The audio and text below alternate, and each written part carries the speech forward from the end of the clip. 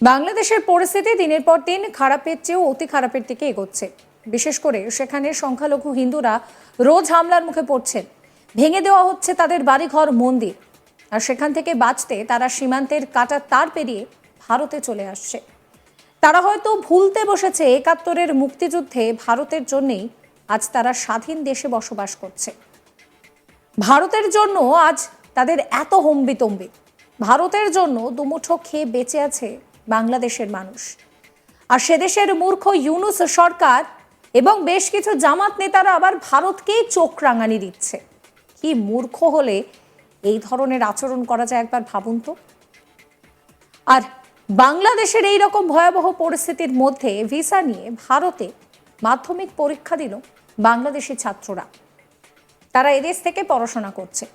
তবে বর্তমানে ভারত বাংলাদেশ সম্পর্কের মধ্যে চিড় ধরায় মাধ্যমিক পরীক্ষা তারা এদেশে দিতে পারবেন কিনা তা নিয়ে তারা চিন্তায় পড়ে গিয়েছিলেন।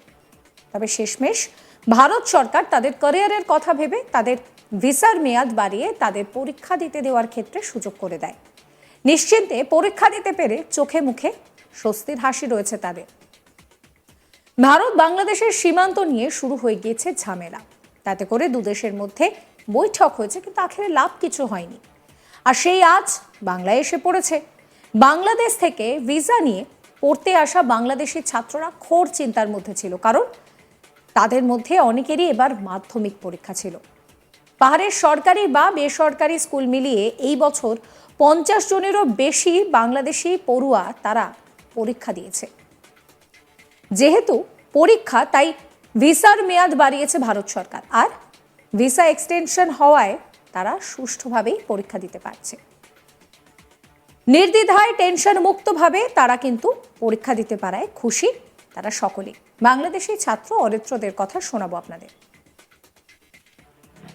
और मेरा नाम औरित्र दे है और हम लोग यहाँ पे 2018 से पढ़ रहे हैं और अभी करंटली हम लोग को कोई प्रॉब्लम तो हो नहीं रहा है उस बांग्लादेश की वजह से।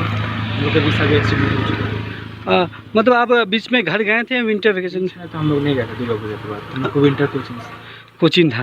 तो अभी आप लोग का कुछ प्रॉब्लम हो रहा है? हम लोग को कोई प्रॉब्लम नहीं हो रहा है। तो आपसे फैमिली से कांटेक्ट हो रहा है? हाँ, हो रहा है। कुछ प्रॉब्लम तो नहीं हो रहा है ना? আর এক বাংলাদেশি ছাত্র অনিরুদ্ধ দে সে জানাচ্ছে যে সে ক্লাস 10-এ পড়ে। তার ভিসা নিয়ে একটা সমস্যা ছিল, কিন্তু সেটা এক্সটেন্ড করা হয়েছে। এখন কোনো সমস্যা নেই, ভালোভাবেই তার পরীক্ষা শুরু হয়েছে, পরীক্ষাও ভালো হচ্ছে। শোনাবো তার কথাও। अनिरुद्ध दे है, मैं विक्टोरिया बॉयज स्कूल में पढ़ता हूँ। मैं क्लास 10 में हूँ और मेरा आईसीएसई शुरू हो चुका है। मेरा जो वीसा का प्रॉब्लम था वो अभी एक्सटेंड हो चुका है क्योंकि मैं स्टूडेंट हूँ और अभी मैं करेंटली कोई प्रॉब्लम फेस नहीं कर रहा हूँ। अच्छा, आज आप एग्ज़ाम दे रहे हैं ना? कौन सा एग्ज़ाम दे रहे हैं? आज मेरा फर्स्ट आईसीएसई का फर्स्ट एग्जाम लैंग्वेज था। तो वो दिए। तो मतलब अभी आप लोग कहाँ रह रहे हैं? अभी हम लोग यहाँ पर लोकली पीजी में रह रहे हैं। अच्छा, कोई प्रॉब्लम वॉब्लम आप लोग को फेस नहीं हो रहे हैं? नहीं। फैमिली से बात होते रहता है? हाँ, अच्छा, मतलब एग्ज़ाम कैसे चल रहा है? वही अच्छा चल रहा है। अच्छा, आप लोग का वीज़ा का एक्सटेंड तो हो चुका है?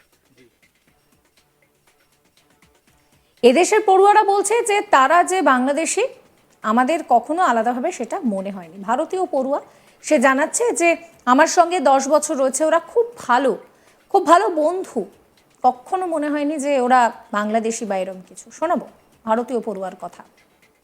नाम शहीद राज है, मैं शिलीगुड़ी से हूँ। ये लोग मेरे साथ 10 साल से है। बहुत अच्छा दोस्त है ये लोग, मतलब 10 साल से कभी ऐसा लगा नहीं कि बांग्लादेशी है, इंडियन ही लगता है।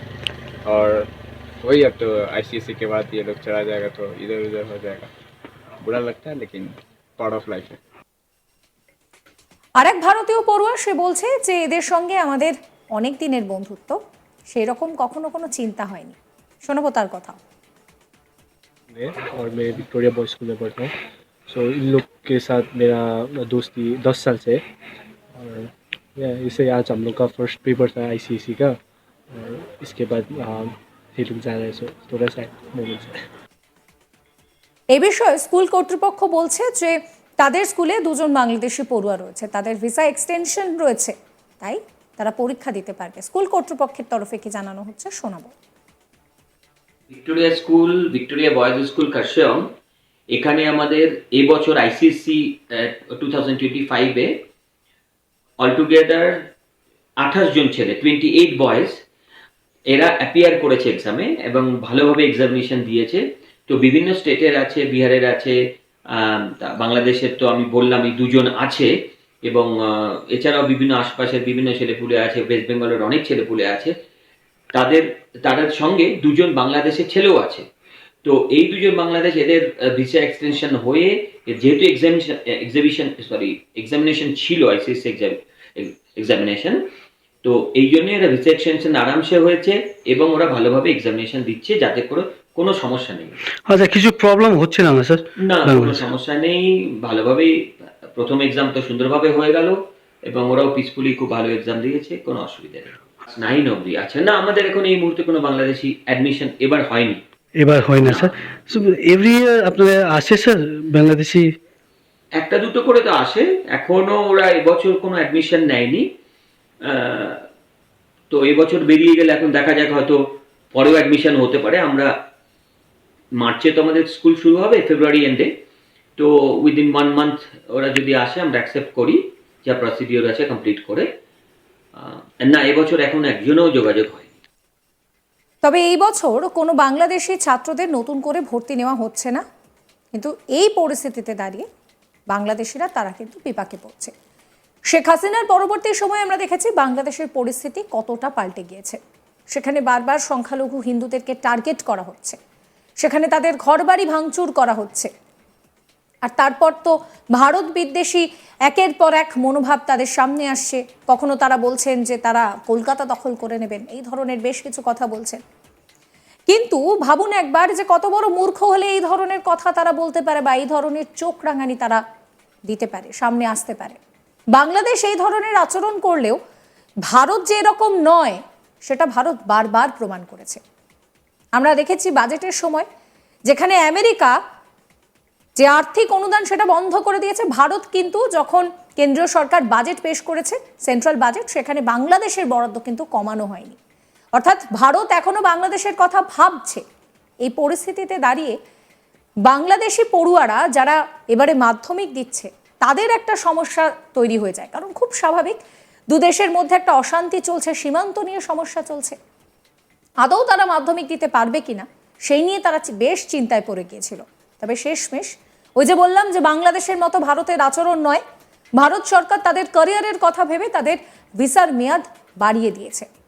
নিশ্চিন্তে পরীক্ষা দিতে পেরে মুখে হাসি ফুটেছে বাংলাদেশি পড়ুয়াদের। এই ভিডিও আপনাদের কেমন লাগলো অবশ্যই কমেন্ট করে জানাবেন। সমস্ত খবরের আপডেটের জন্য সাবস্ক্রাইব করবেন আজ তাক বাংলার ইউটিউব চ্যানেলকে, ফলো করবেন আজ তাক বাংলার হোয়াটসঅ্যাপ চ্যানেলও।